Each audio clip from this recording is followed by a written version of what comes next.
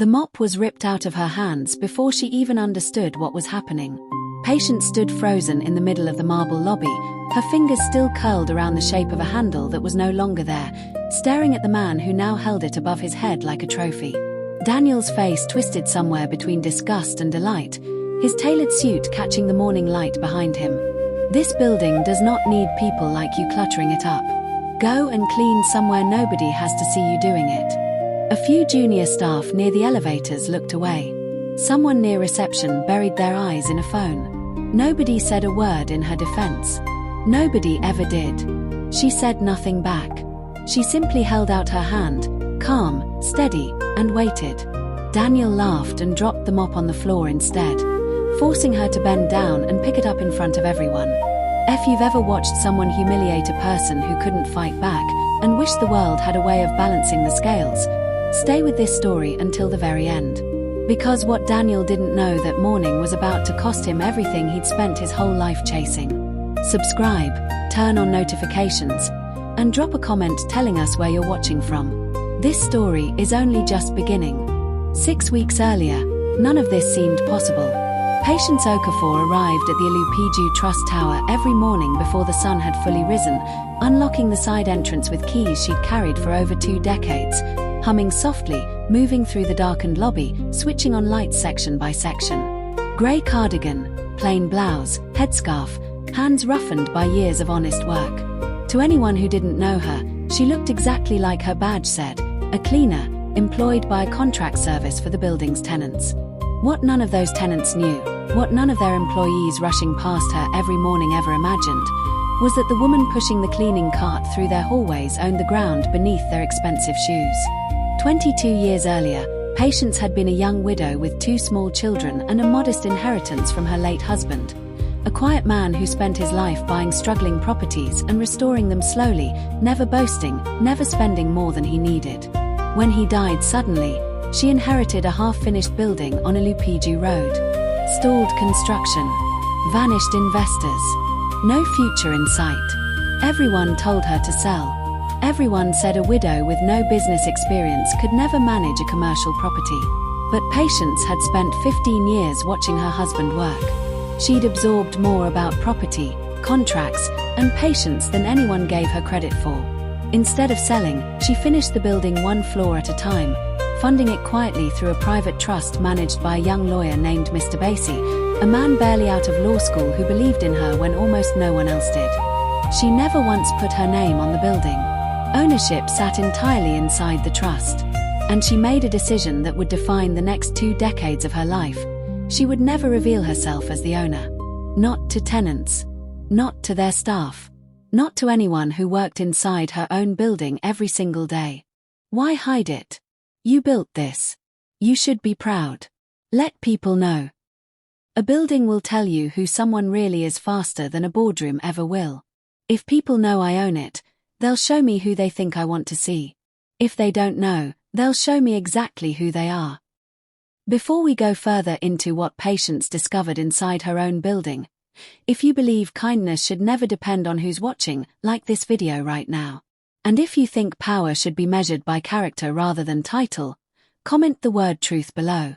Because this story is about to test exactly that idea. The Ilupeju Trust Tower had grown into one of the busiest commercial buildings in the district, 11 floors of small businesses, a tech consultancy, and, on the top 3 floors, the regional headquarters of Adeyemi Logistics, a shipping and distribution company built decades earlier by a hard-working man named Chief Adeyemi. Chief Adeyemi built his company from a single delivery truck into a respected regional operation through discipline and fair dealing. He had 1 son, Daniel, whom he loved deeply, but had, by his own admission, spoiled far more than he should have. Daniel grew up watching his father's success from a comfortable distance. He never drove a route. Never faced a difficult customer. Never understood the years of thin margins that built the empire he now expected to inherit. He is not a bad worker. But watch how he speaks to the security guard downstairs sometime. Watch how he treats the woman who cleans our floor. It will tell you everything you need to know about him, says Mrs. Folktales. Chief Adeyemi does not see it. He sees his son the way every father sees his son. He believes Daniel will grow into it eventually. I am not so certain, says Mrs. Foluk. For years, complaints about Daniel circulated quietly through the building's grapevine. Nothing ever changed. He was the founder's son, and founders' sons rarely face real consequences for the small cruelties they hand out to the people who keep their world running. Patience had watched him grow from a slightly arrogant new hire into something considerably worse over 18 months on the 9th floor, the very floor she cleaned every morning before the executives arrived. If you've ever worked somewhere that a person's family name meant they could get away with anything, comment below, because Daniel is about to learn that even the most powerful last name in the building doesn't protect you from the person holding the real power in it. The first time Daniel truly noticed Patience, he didn't see a woman. He saw an obstacle. She was mopping the executive corridor, yellow warning signs placed carefully at each end, when Daniel came striding around the corner, phone against his ear, unwilling to slow down for anyone. "Sir, please, the floor is still wet," Patience said. "Then you should have finished by now," responded Daniel. He walked straight through the wet section anyway. His shoes slid.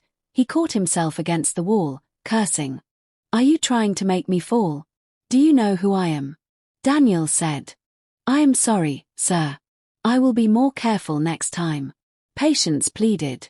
Something calculating passed behind his eyes, as if he'd just found a new outlet for frustrations he didn't know what else to do with. From that morning on, Patience became his convenient target.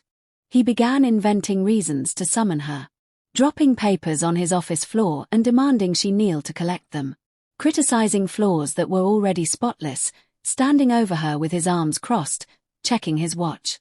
He mocked her cardigan once, loudly, in front of a client, a gift from her late husband she'd never once replaced. Patience absorbed every incident without a crack in her composure. But every evening, after the building emptied, she sat in the small maintenance office and wrote a factual entry into a worn leather notebook, dates, times, exact words. She had done this for every act of unkindness she'd witnessed in her building for 2 decades. Not out of bitterness. Out of the same quiet discipline her husband had taught her. Document everything, judge nothing hastily, let the truth reveal itself in its own time. We're still early in this story, but if the tension is already building for you, hit that like button now. Because Daniel is about to make a mistake so public it will be impossible for anyone, even his own father, to ignore. Weeks passed. His cruelty grew bolder, emboldened by the total absence of consequences. He blocked her path in narrow hallways. He had her removed entirely from the executive break room, telling a junior assistant the cleaner smelled like bleach. "It is all right, young man. You did not make the rule. You do not need to apologize for it." "Ma, can I ask you something? Why do you never say anything back to him? Everyone talks about how he treats you, but you never seem angry." Tunde asked Patience. Anger changes nothing about a person like that. But patience, real patience, watching quietly and understanding exactly who someone is, that changes everything eventually. "You will see." Patience responded Tunde. Tunde didn't understand what she meant that day. He would remember those words months later. Daniel's cruelty followed him home in ways his colleagues never saw. Chief Adeyemi, now in his late 60s, had hoped bringing his son fully into the business would build the humility a comfortable childhood never demanded of him. Instead, he watched Daniel grow more entitled by the month. Chief Adeyemi: "Daniel, you cannot keep speaking to the staff the way reports tell me you do. I have built relationships with these people for 30 years. Respect is not something we can afford to lose." Daniel: "Papa, you worry too much about people who push mops and answer phones. I run the 9th floor. Results matter, not feelings." Chief Adeyemi: "Results built on fear do not last. I have seen companies collapse because leaders forgot every person in a building matters, not only the ones wearing suits." Daniel: "This is an old way of thinking, Papa. The world has moved on. Maybe you should too." Chief Adeyemi watched his son walk away and felt, for the first time in years, a deep unease about the company he would one day leave in his hands. If you think Chief Adeyemi's unease is about to be proven right in the worst possible way, comment the word warning below. The day that changes everything is closer than anyone in that building realizes. The morning everything finally broke came without warning, the way most turning points do. Adeyemi Logistics had spent 2 months courting a major new client whose contract would double the company's shipping volume overnight. On the final day, the client's delegation arrived on the 9th floor for a closing walkthrough, and it was Daniel, eager to prove himself, who'd been assigned to host them. Patience was finishing her rounds in that same corridor, cart parked neatly against the wall, wiping down a glass partition. She greeted the visitors with the same warm nod she gave everyone, regardless of title. Daniel caught sight of it and felt an immediate flash of embarrassment, as if her simple politeness diminished the polished image he was trying to project. "Daniel, you. Move that cart out of the way immediately. And do not address our guests directly again. Do you understand?" The client representatives exchanged uncomfortable glances. Patience said nothing, simply began moving her cart. But Daniel wasn't finished. He yanked the mop from her cart and held it up like courtroom evidence. "Daniel, this building does not need people like you cluttering it up. Go and clean somewhere nobody has to see you doing it." The lead client representative, Mrs. Bello, flinched, glancing at her colleagues with quiet disapproval Daniel completely failed to notice. Patience held out her hand. He laughed and dropped the mop on the floor instead. She picked it up without a word, straightened her cardigan, and pushed her cart down the hallway, leaving the corridor thick with silence. "Mrs. Bello, that young man will cost his company more than he realizes one day. You cannot build lasting business on cruelty. It always finds its way back around." If this moment made your blood boil even a little, smash that like button right now. Daniel has no idea that the woman he just humiliated in front of his most important client holds something far more valuable than his approval. Let's find out together what happens next. Patience finished her shift exactly as she always did, calm, unhurried. But before leaving, she made a phone call she hadn't made in over 2 decades. "Patience, Mr. Basie. I need you to prepare the file on the Ilupeju Trust Tower lease renewal. And I need you to come to the building yourself. There is something I want to see through in person this time." "Mr. Basie, is everything all right, Mrs. Okafor?" "Patience, everything is exactly as it should be. I have spent 22 years watching people show me who they really are inside that building. I believe it is finally time to see one particular matter through to its conclusion." He didn't press further. When Patience spoke in that tone, her mind was already made up. The next morning, an unusual announcement went out to every floor. All staff, across every tenant company, were required in the largest 7th floor conference room that afternoon. Confusion rippled through the building. Employee 1, maybe there's a fire safety issue. Employee 2, maybe the building is being sold. I heard rumors about ownership changes for years, but nobody ever confirmed anything. On the 9th floor, Daniel assumed, with typical confidence, that the meeting was about the retail client contract. He straightened his tie in the mirror, already rehearsing a modest acceptance speech in his head. He had no idea how wrong he was. If you're as curious as everyone in that building was about to be, comment below what you think this mysterious meeting is really about. Let's walk into that conference room together. By 2 o'clock, the 7th floor conference room was packed.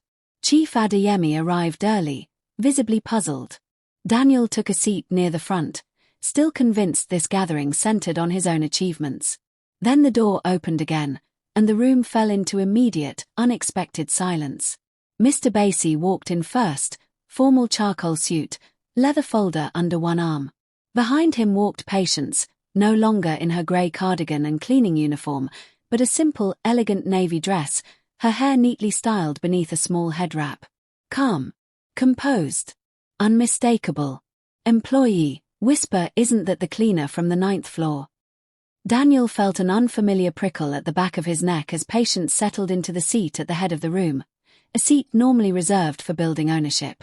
"Mr. Basie, thank you all for gathering on short notice.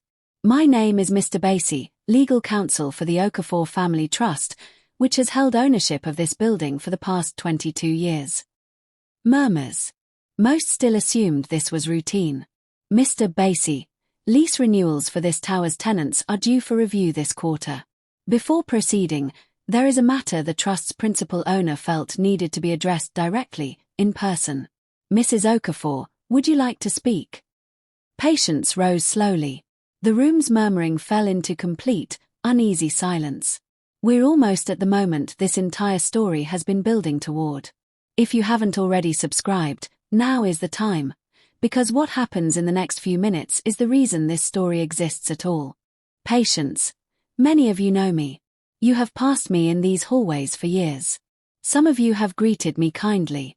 Others have not seen me at all, not really, beyond the uniform I wear. What most of you do not know is that I am not simply employed to clean this building. I am, and have been for 22 years, the owner of it. The room erupted into stunned murmurs. Daniel's face began to drain of color, a cold realization sinking into his chest. Patience. I built this building slowly, quietly, after my husband passed and left me a half-finished structure nobody believed a widow could ever manage. I chose, deliberately, never to reveal my ownership to the people working inside it. I wanted to see, honestly and without performance, how people would treat someone they believed held no power at all. For most of that time, what I witnessed gave me hope. I have seen extraordinary kindness in this building. But over the past 18 months, I have documented something else entirely. Mr. Basie stepped forward and began reading, calm, unembellished, directly from the dated entries. Incident after incident. Exact words. Exact dates. The wet floor. The papers on the ground. The mockery of her cardigan. The break room. And finally, that very morning's humiliation, witnessed by Mrs. Bellow and her entire delegation. The room listened in stunned, growing horror as Daniel's cruelty, laid bare in plain factual language, painted a picture uglier than anyone had fully understood, even those who'd witnessed pieces of it firsthand. Chief Adeyemi sat utterly still beside his son, his face ashen. If this revelation has you as stunned as the people in that room, comment the word finally below. Daniel's reckoning is only just beginning, and it's about to get far more personal than he ever imagined. Patience. I did not gather you all here today simply to expose one young man's cruelty. I gathered you here because a building like this only functions when the people inside it treat each other with basic dignity, regardless of title or position. I have decided that the lease renewal for Adeyemi Logistics will proceed under new terms. Chief Adeyemi, Mrs. Okafor, please, if this concerns my son's behavior, I take full responsibility. I will address it personally. There is no need to threaten the company's position here. Patience. Chief Adeyemi, I have known of your reputation for decades. You have always been a fair and respected man in this community. I have no intention of punishing the ordinary employees who depend on this company. Their positions remain entirely secure. But I cannot, in good conscience, allow someone with a documented pattern of cruelty toward vulnerable staff to continue holding authority within a building I am responsible for.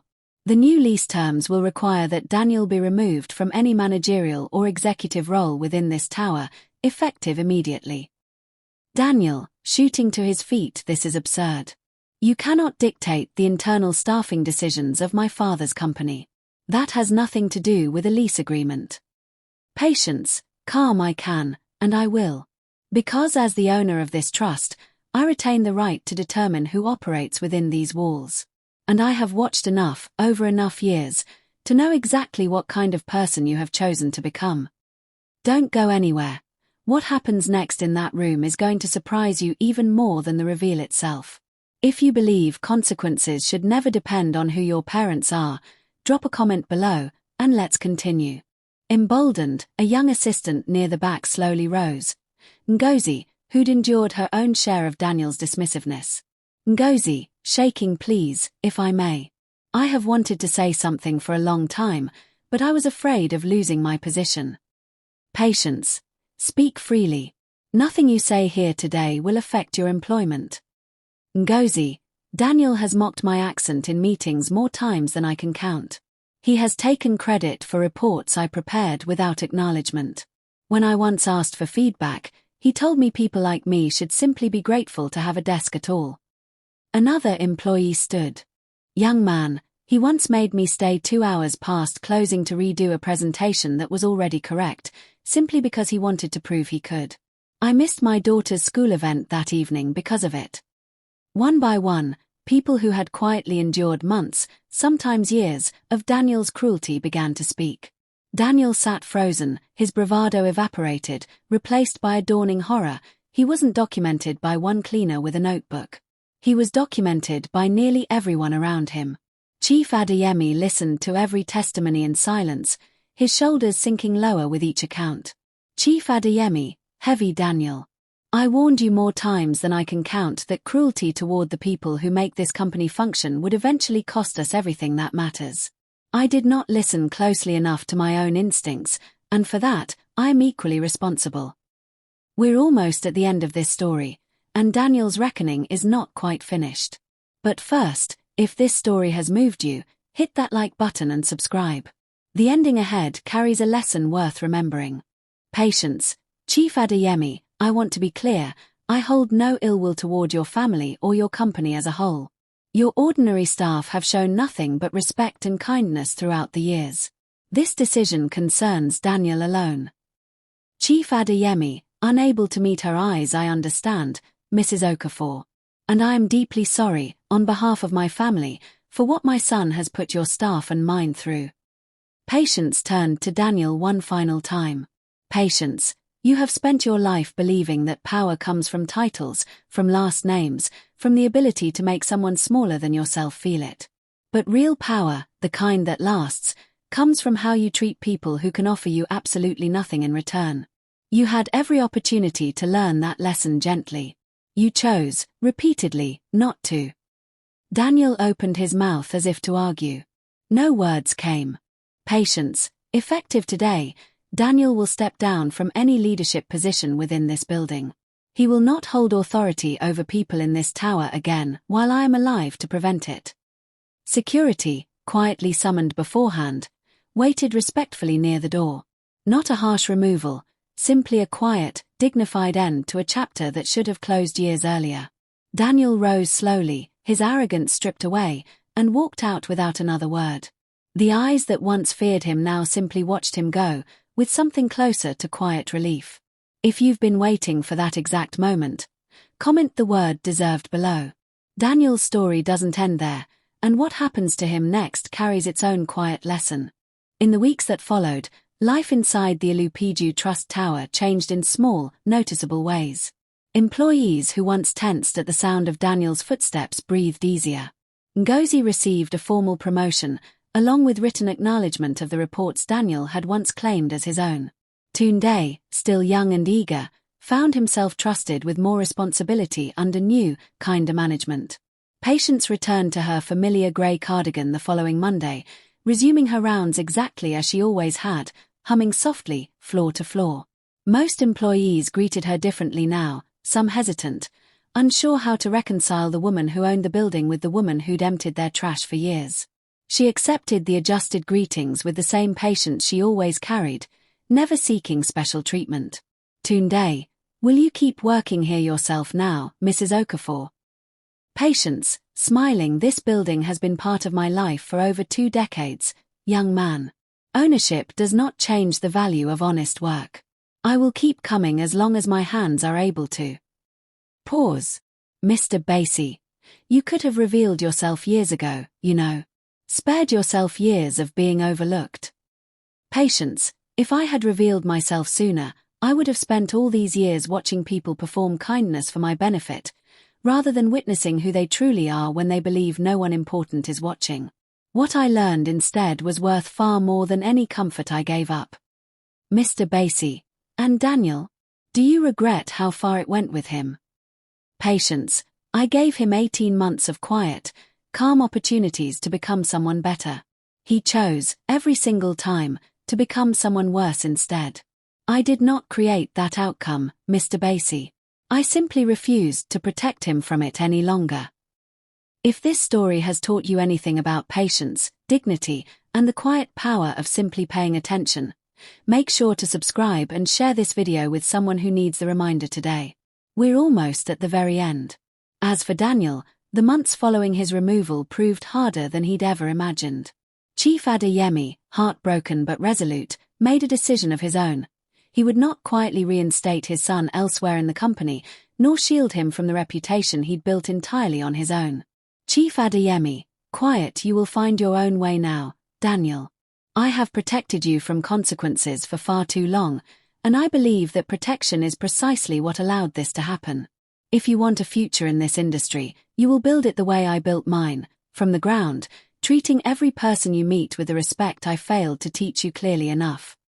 Daniel, humbled in ways he'd never experienced, eventually applied for an entry-level operations position at a smaller logistics firm across the city. A company with no knowledge of his family name, no assumptions about his worth beyond what he could prove. On his first day, dressed far more simply than ever before, he was handed a broom and asked to help clean the loading dock before the morning shipments arrived. He stood there for a long moment, broom in hand, the memory of another person once forced to bend down for a discarded mop flashing uncomfortably through his mind. He did not complain. He did not argue. For the first time in his life, Daniel simply picked up the broom and got to work, understanding, finally, in the most literal way possible, exactly what it felt like to stand on the other side of the cruelty he'd once handed out so freely.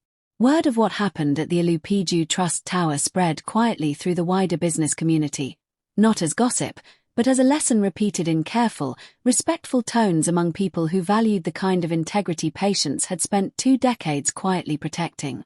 Some called it karma.